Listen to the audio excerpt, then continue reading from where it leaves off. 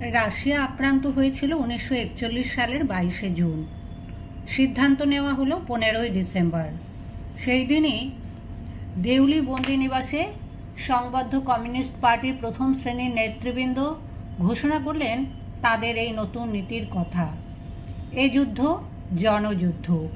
এবার থেকে জনসাধারণকে এই নতুন শপথ নিয়েই এগিয়ে যেতে হবে সংগ্রামের পথে।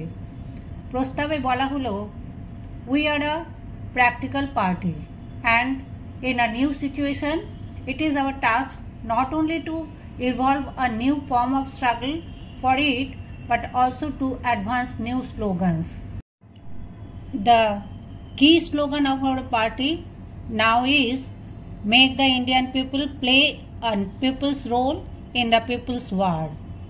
History of the Freedom Movement in India, Volume 3, R.C. Majumdar, page 689.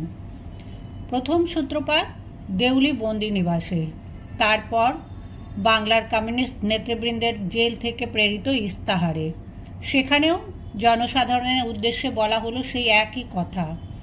বিপ্লবের কেন্দ্রভূমি রাশিয়া আক্রান্ত, সুতরাং এ যুদ্ধ জনযুদ্ধ। যে করে হোক সর্বশক্তি দিয়ে হিটলারকে রুখতেই হবে। তারই জন্য আজ ব্রিটিশের সঙ্গে সহযোগিতা করা প্রয়োজন। আপত্তি এখানেই, হিটলারকে রুখতে হবে, ভালো কথা। তা বলে ব্রিটিশের সঙ্গে সহযোগিতা কেন? ব্রিটিশের সঙ্গে হাত মেলানোর অর্থ কি নিজেদের দাসত্ব শৃঙ্খলকে আরও সুদৃঢ় করা নয়?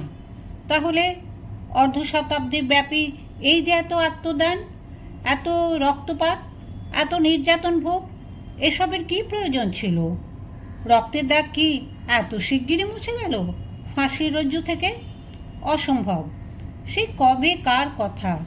তা বলে আজও কি কেউ ভুলতে পেরেছে ক্ষুদিরাম বসু প্রমুখ শহীদ বৃন্দকে? তাঁদেরই উত্তরসূরি সুভাষ নিজের জীবনের ওপর সমস্ত রকম ঝুঁকি নিয়ে গৃহত্যাগ করে অন্য রাষ্ট্রের সঙ্গে হাত মিলিয়েছেন, এ কথা সত্য। কিন্তু বৃহত্তর স্বার্থের খাতিরে অন্য কোনো রাষ্ট্রের সঙ্গে হাত মেলানোটা কি অপরাধ? গ্যারিবল্ডি, সানিয়া সেন, ভি ভ্যালেরা, দ্যাগল প্রমুখ স্বাধীনতা সংগ্রামীগণ তাদের দেশের মুক্তির জন্য সাহায্য নেননি ভিন্ন রাষ্ট্র থেকে?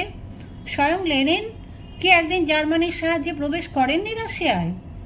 এ সম্বন্ধে প্রাচীন ভারতের বিখ্যাত কূটনীতিবিদ পণ্ডিত শ্রেষ্ঠ চাণক্য তার সুবিখ্যাত কৌটিল্য শাস্ত্রে কি বলেছেন শোনা যাক। কোনো নৃপতির পক্ষে যদি একাকী শত্রুর মোকাবিলা করা অসম্ভব হয়, তবে সেক্ষেত্রে তার নিজের চাইতে দুর্বলতর, সমান সমান অথবা অধিকতর শক্তিশালী নৃপতিদের সহযোগিতায় একত্রিতভাবে আক্রমণ চালানো উচিত। তারপর মহাবীর নেপোলিয়নের কথা, তাঁর উক্তি, যুদ্ধের সময় শত্রুই হলো আমার শ্রেষ্ঠ মিত্র।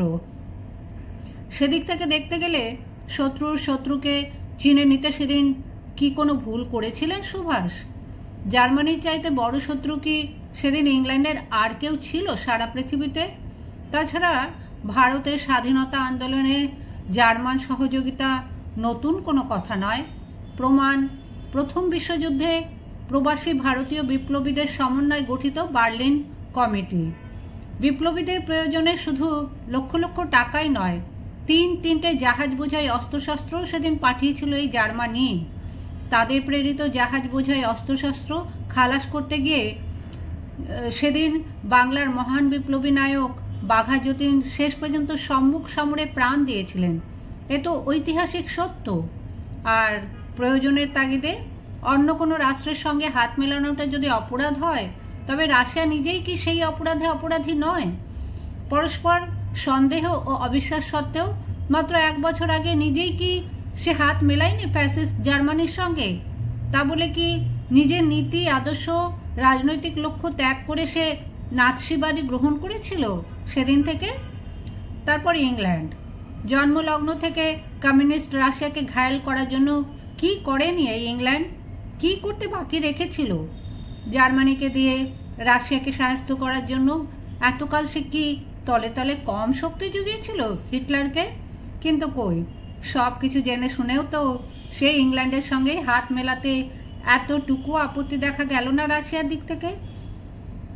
পরস্পরের এই হাত মেলানোর ফলে ইংল্যান্ডে কি নীতি হিসাবে সমাজতন্ত্রবাদ গ্রহণ করেছিল সেদিন থেকে, নাকি রাশিয়া ধনতান্ত্রিকবাদ আস্থাশীল হয়ে উঠেছিল পারস্পরিক এই চুক্তির ফলে?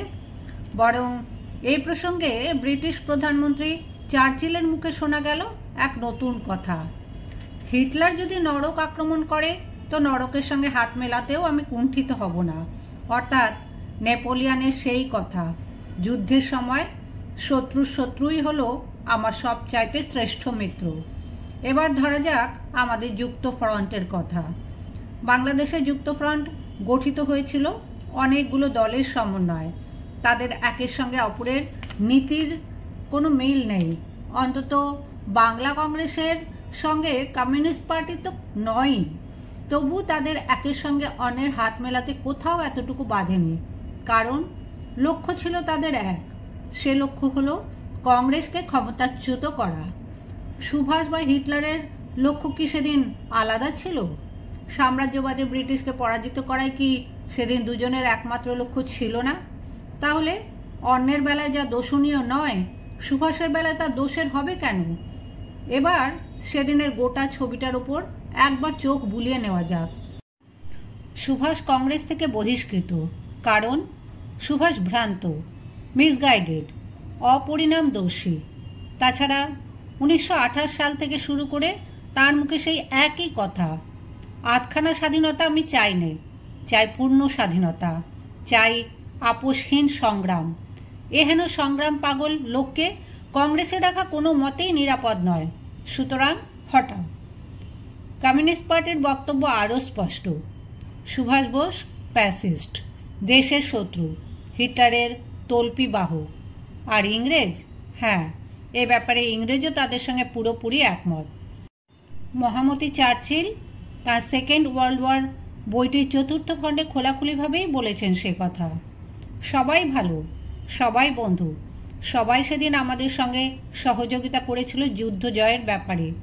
যত নষ্টের গোড়া ছিল একমাত্র সুভাষ বোস ও তার অনুগামী দল, অর্থাৎ বিরাট এই ভারতবর্ষে একটিমাত্র লোকই সেদিন ইংরেজের শত্রু ছিল, তিনি হলেন সুভাষ বোস। ধন্যবাদ ব্রিটিশ প্রধানমন্ত্রী চার্চিলকে, একমাত্র শত্রুকে চিনে নিতে সত্যিই সেদিন তিনি ভুল করেননি। কিন্তু একটা কথা, যে লোক তার নিজের দেশের শত্রু ইংরেজের কাছে তার তো সবচাইতে বড় মিত্র হওয়ার কথা, তা সত্ত্বেও ব্রিটিশ প্রধানমন্ত্রী চার্চিল কেন তার ঐতিহাসিক গ্রন্থে একমাত্র সুভাষকেই চিহ্নিত করেছেন ইংরেজের শত্রু বলে? এই প্রশ্নের সদুত্তর কোথায়? তাছাড়া আসল ঘটনা কি ছিল? রাশিয়া আক্রান্ত বলে যাদের এত ক্ষোভ, সেই রাশিয়া সম্বন্ধে সুভাষের শ্রদ্ধা বা মমত্ববোধ কি কারো চাইতে কম ছিল? কে না শুনেছে সোভিয়েত দেশের প্রতি সুভাষের অপরিসীম শ্রদ্ধার কথা? কে না জানে যে সুভাষের ঐতিহাসিক প্ল্যানিং কমিশন সোভিয়েত আদর্শ থেকেই গড়া? কতদিন তাকে বলতে শোনা গেছে পৃথিবীতে সোভিয়েত রাশিয়াই একমাত্র দেশ যাদের কাছ থেকে ভারত তার স্বাধীনতা সংগ্রামে উপযুক্ত সহযোগিতা আশা করতে পারে। শুধু মুখেই নয়, এ কথা তিনি বিশ্বাসও করতেন সর্বান্তঃকরণে। তাই দেশ থেকে অন্তর্ধানের সময় তার প্রধান লক্ষ্য ছিল রাশিয়া, গিয়েও ছিলেন তাই। তবু কেন তাকে শেষ পর্যন্ত বার্লিন যেতে হলো রাশিয়া থেকে বিদায় নিয়ে? রাশিয়ায় প্রতিকূল মনোভাবের জন্যই নয় কি? বার্লিন পৌঁছেই সুভাষ যে স্মারক লিপিখানি পাঠিয়েছিলেন জার্মান সরকারের কাছে, তাতে কি লিখেছিলেন তিনি রাশিয়া সম্বন্ধে? লিখেছিলেন, নিকট ও মধ্যপ্রাচ্য থেকে ব্রিটিশ প্রভাব প্রতিপত্তি দূর করতে হলে জার্মানি ও রাশিয়ার মধ্যে বর্তমানে যে স্থিতাবস্থা চলছে তা রক্ষা করা দরকার। সোজা কথায় রাশিয়ার সঙ্গে কোনো রকম বিবাদ নয়। হিটলার রাশিয়া অভিযান শুরু করলেন 22শে জুন। সুভাষ তখন রোমে। ফিরে এসে এ সম্বন্ধে তিনি কি মনোভাব প্রকাশ করেছিলেন জার্মান সরকারের কাছে? এতটুকুও তিনি সমর্থন করেছিলেন কি হিটলারের সেই অবিমিশ্রকারিতাকে? এ সম্বন্ধে জার্মান বৈদেশিক দপ্তরের সেক্রেটারি অফ স্টেট হের ওরম্যান 17 জুলাই তারিখে জার্মান সরকারের কাছে যে প্রয়োজনীয় রিপোর্টটি পাঠিয়েছিলেন তা থেকে কিছু কিছু অংশ এখানে তুলে দিচ্ছি। মিস্টার বসু ফিরে এসে রুশ জার্মান যুদ্ধের প্রতিক্রিয়া সম্বন্ধে আমার সঙ্গে বিস্তৃতভাবে আলোচনা করেছেন।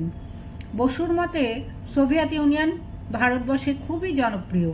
ভারতবাসী বিশ্বাস করে যে সোভিয়েতরা সাম্রাজ্যবাদ বিরোধী এবং তাদের মিত্র। রুশ জার্মান যুদ্ধের ফলে ভারতবাসীর সহানুভূতি রাশিয়ার পক্ষে। ভারতবাসীর ধারণা যে জার্মানি আক্রমণকারী এবং জার্মানি ভারতের পক্ষে আরেকটি বিপজ্জনক সাম্রাজ্যবাদী শক্তি। যুদ্ধে রাশিয়া পরাজিত হলেও ভারতবাসীর এ ধারণা বদলাবে বলে মনে হয় না। আমি বসুকে জানিয়েছি যে স্বাধীন ভারত ঘোষণা সম্বন্ধে আমাদের পূর্ব সিদ্ধান্তে আমরা অটল, তবে তার উপযুক্ত ক্ষণ আমাদের স্থির করতে হবে। বসু জোরের সঙ্গে বলেন যে জার্মান রাইখের বৈদেশিক মন্ত্রীকে অবিলম্বে একথা ঘোষণা করতে হবে। স্পষ্টই বোঝা গেল যে যতক্ষণ পর্যন্ত স্বাধীন ভারতের ঘোষণা সম্বন্ধে তিনি নিশ্চিত না হবেন ততক্ষণ অন্যান্য সব কিছুই তার কাছে গৌণ। কি মনে হয় এই রিপোর্ট দুটি দেখে? সুভাষকে সোভিয়েত বিরোধী বলে মনে হয় কি? এখানেই শেষ নয়, আরও আছে। সামান্য দু একটি মাত্র উল্লেখ করছি। সেদিন সারা পৃথিবীর মানুষ সুভাষের ব্রিটিশ বিরোধী বেতার বক্তৃতা শুনেছে আজাদ হিন্দ রেডিও থেকে। একদিন দুদিন নয়, দিনের পর দিন, মাসের পর মাস। সোভিয়েত রাশিয়ার বিরুদ্ধে তিনি কোনো দিন কিছু বলেছিলেন কি? পরবর্তীকালের যেসব বক্তৃতামালা পুস্তক আকারে প্রকাশিত হয়েছে আছে কি কোথাও তার সামান্যতম নজির? কম চেষ্টা করেননি প্রচার সচিব ডাক্তার গোয়েবলস, কিন্তু উত্তর ছিল একটাই, না, তা হয় না। আমার শত্রু ব্রিটিশ, রাশিয়া নয়। রাশিয়ারও সেই একই কথা। বন্ধু ব্রিটিশের দাবির উত্তরে একটি কথাই তারা জানিয়েছে বারবার, বোস আমাদের শত্রু নয়, শুধু শুধু কেন আমরা তার বিরুদ্ধে বলতে যাব? তারপর যুদ্ধ ঘোষণা। ব্রিটিশ, আমেরিকা ও রাশিয়া সেদিন জোটবদ্ধ। তা সত্ত্বেও সুভাষ যুদ্ধ ঘোষণা করলেন কিনা কেবলমাত্র ব্রিটিশ ও আমেরিকার বিরুদ্ধে। রাশিয়াকে বাদ দিলেন কেন? হ্যাঁ, এটাই হলো আসল সত্য। ফ্যাসিস্ট জার্মানির তল্পি বাহক বলে সেদিন সুভাষের বিরুদ্ধে যতই অপপ্রচার করা হোক না কেন, হিটলারের সেই অবিমিশ্রকারিতার জন্য কেউ যদি সেদিন কার্যকরীভাবে প্রতিবাদ করে থাকেন তো এই একটি মাত্র মানুষই করেছেন, দূর থেকে নয়, করেছেন জার্মানির বুকে দাঁড়িয়েই।